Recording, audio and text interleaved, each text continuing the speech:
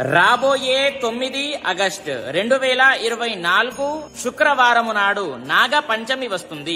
ఆ రోజున మనము ఏం చేయాలి చూడండి. ఎవరైతే పెళ్లి సమస్యలతో బాధపడుతున్న వాళ్ళు ఉన్నారో, మరియు సంతాన సమస్య మరియు ధనం అభివృద్ధి కాక అక్కడే ఆగిపోయిన వాళ్ళు ఉన్నారు, వాళ్ళ కోసము మాత్రమే ఈ యొక్క వీడియో పూర్తిగా చూడండి. పెళ్లి ఎవరికైతే అవుతలేదు మరియు సంతానము మరియు ధనాకర్షణ, చూడండి ఆ రోజున మీరు ఏం చేయాలి అని అంటే తల స్నానము ఆచరించండి. తల స్నానము ఆచరించి నాగదేవతాలయానికి వెళ్లి పంచామృతములతో అభిషేకము చేయండి. పాలు, పెరుగు, తేనె, నెయ్యి, చక్కెర పంచామృతములతో అభిషేకము చేసి ఒక కొబ్బరికాయ కొట్టి నైవేద్యం ఏమైనా సరే సమర్పించి 51 ప్రదక్షిణాలు చేయండి. 51 ప్రదక్షిణాలు చేసిన తర్వాత అక్కడ అదే రోజు వస్త్రదానము, అన్నదానము చేయండి. ఆ రోజున తర్వాత ఇంటికి వెళ్లి ఓం నాగదేవతాయై నమః అనేటటువంటి ఈ మంత్రాన్ని 108 సార్లు చదువుకోండి. ఇంకొకటి, చాలా మంది కూడా కాల సర్పదోష మరియు కుజ దోష ఇటువంటి దోషాలతో బాధపడుతున్న వాళ్ళు ఉన్నారు. అయితే వాళ్ల కోసము నా